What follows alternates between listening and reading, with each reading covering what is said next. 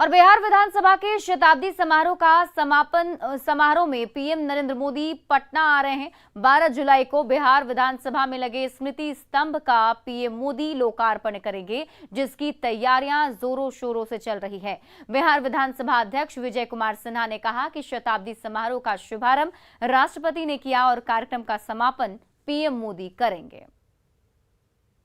बिहार विधानसभा के शताब्दी समारोह का समापन हो रहा है और इस समापन के उपलक्ष्य में देश के प्रधानमंत्री नरेंद्र मोदी पटना आ रहे हैं। 12 जुलाई को शताब्दी समारोह के समापन कार्यक्रम में प्रधानमंत्री शामिल होंगे, जिसकी तमाम तैयारियां अंतिम दौर में चल रही है। बिहार विधानसभा में एक स्तंभ बनाया गया है, स्मृति स्तंभ, और स्तंभ के ऊपर एक वृक्ष भी लगाया गया है। इस वृक्ष में 243 और 75 पत्ते लगाए गए हैं। बिहार विधानसभा में 243 सीटें हैं और बिहार विधान परिषद में 75 सीटें हैं।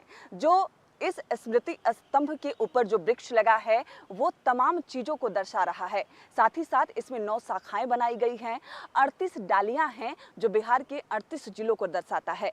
बिहार विधानसभा अध्यक्ष विजय कुमार सिन्हा ने कहा कि ये जो स्मृति स्तंभ यहाँ बना है, जिसका लोकार्पण 12 जुलाई को पीएम नरेंद्र मोदी करेंगे, ये साफ तौर पर दर्शाता है कि बिहार में दलगत राजनीति नहीं हो रही।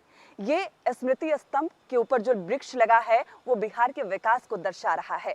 हालांकि 12 जुलाई को पीएम नरेंद्र मोदी इसका लोकार्पण करेंगे और साथ ही साथ कई कार्यक्रमों में शामिल भी होंगे, जिसकी मुकम्मल तैयारी बिहार विधानसभा में की जा रही है।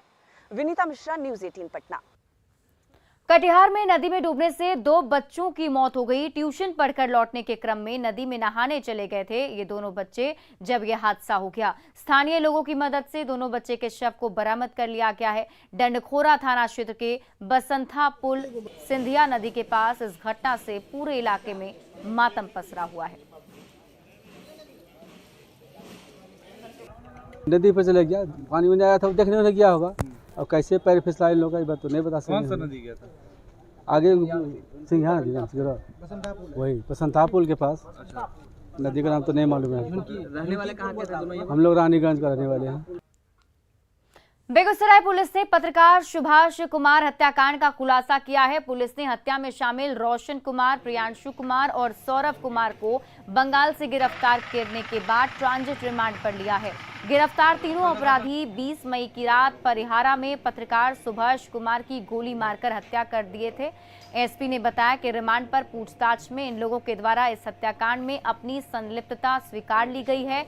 अपराधियों ने बताया कि 20 मई को एक शादी में डांस करने को लेकर विवाद हुआ, जिसके बाद आगे बात बढ़ गई। नोकझोंक के दौरान उन लोगों ने गोली मार दी। पूछताछ में जो घटना का कारण सामने आया है वो ये है कि इसमें जो एक मेन अभियुक्त है प्रियांशु, इसकी एक उसी गांव की एक लड़की है जो कि इसकी एक दोस्त है। घटना के दिन गांव में एक व्यक्ति नवीन महतो की शादी थी और शादी में डीजे का आयोजन किया गया था। तो इस लड़की ने अपने दोस्त प्रियांशु को फ़ोन करके डीजे पर डांस करने के लिए बुलाया था, जहां पे ये प्रियांशु अपने दोस्तों के साथ आया था। चूँकि प्रियांशु गांव के बाहर का आदमी था और ये गांव की लड़की के साथ डांस कर रहा था, इस बात को लेके ग्रामीणों और प्रियांशु और उसके जो दोस्त हैं रोशन वगैरह, इनके साथ में विवाद हुआ था, झड़प हुई थी। इसके बाद प्रियांशु रोशन वापस वहाँ से गए और ये लोग खगड़िया में जाके जहाँ के रहने वाले वहाँ पे अपने अन्य साथी अपराधियों को इन्होंने इकट्ठा किया और बदले की भावना से ये लोग वापस उसी गांव में दोबारा आए शाम को। जब ये लोग दोबारा आए तो वापस से इनकी ग्रामीण और स्पेशली वहाँ पे जो पत्रकार थे सुभाष, उनके साथ इनकी दोबारा झड़प हुई और उसी लड़ाई के क्रम में इन्होंने, प्रियांशु और रोशन ने, दोनों ने मिलकर सुभाष को गोली मार दी, जिससे उसकी मौके पर ही मौत।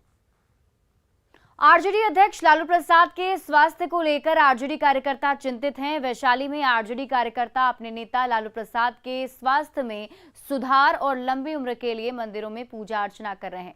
आरजेडी नेताओं ने ऐतिहासिक चौमुखी महादेव मंदिर में रुद्राभिषेक किया और लालू प्रसाद की लंबी उम्र और जल्द स्वस्थ होने की कामना की।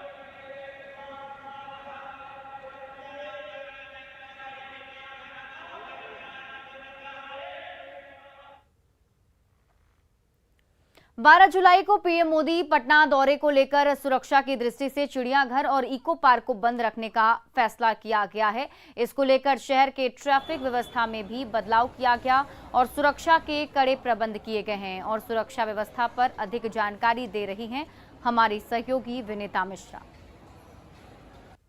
सुरक्षा का पुख्ता इंतजाम किया गया है और एहतियात के तौर पर उस दिन हम लोग एयरपोर्ट से लेकर के विधानमंडल तक जो रूट है उसमें विशेष व्यवस्था किए हैं और उसमें उस रूट में हमारा चिड़ियाघर भी जू पड़ रहा है और इको पार्क जो राजधानी वाटिका वो भी पड़ रही है, तो एहतियात के तौर पर सुरक्षा के दृष्टिकोण से बंद रहेगा।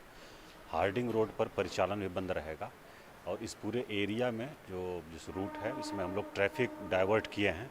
एयरपोर्ट के लिए उस दिन जो लोग जाने वाले रहेंगे तो राजा बाज़ार से डुमरा चौकी होते हुए जिधर से एग्जिट है उसके एक लेन से एंट्री होगी, दूसरे से एग्जिट रहेगी और जहां अभी एंट्री है एयरपोर्ट की वो उस समय बंद रहेगी। बिहार विधानसभा के शताब्दी समारोह में शामिल होने प्रधानमंत्री नरेंद्र मोदी 12 जुलाई को पटना आ रहे हैं, जिसके मद्देनजर सुरक्षा के व्यापक इंतजाम किए जा रहे हैं और इसी सिलसिले में जिला प्रशासन की तरफ से आदेश जारी किया गया है कि 12 जुलाई को पटना जू और इको पार्क बंद रहेगा, क्योंकि पटना जू और इको पार्क में हमेशा लोग घूमने आते हैं, जिससे यातायात भी प्रभावित होता है, जाम की समस्या उत्पन्न होती है। लेकिन प्रोटोकॉल के मुताबिक पीएम नरेंद्र मोदी का काफिला एयरपोर्ट होते हुए इसी सड़क से आगे रवाना होगा। इसके मद्देनजर पटना जू और इको पार्क को बंद रखा जाएगा। उस दिन प्रधानमंत्री के आगमन और प्रस्थान के समय एयरपोर्ट इलाके में नो फ्लाइट जोन भी रहेगा। शेष अवधि में घरेलू विमान उड़ान भरेगी। हवाई यात्रियों को कोई परेशानी ना हो, इसके लिए राइडिंग रोड और एयरपोर्ट रोड में प्रधानमंत्री का कारकेट गुजरने के समय से पहले कुछ देर के लिए उसे बंद रखा जाएगा। हालांकि प्रोटोकॉल का पालन किया जा रहा है। तमाम तैयारियां लगभग मुकम्मल कर ली गई है। आदेश जारी कर दिया गया है कि 12 जुलाई को पीएम नरेंद्र मोदी के आगमन को लेकर पटना जू और इको पार्क बंद रहेगा। साथ ही साथ जो यातायात सुविधाएं हैं उसमें भी कुछ बदलाव किए जाएंगे, लेकिन यात्रियों को कोई परेशानी ना हो इसका भी ख्याल रखा जाएगा। विनीता मिश्रा, न्यूज़ 18 पटना।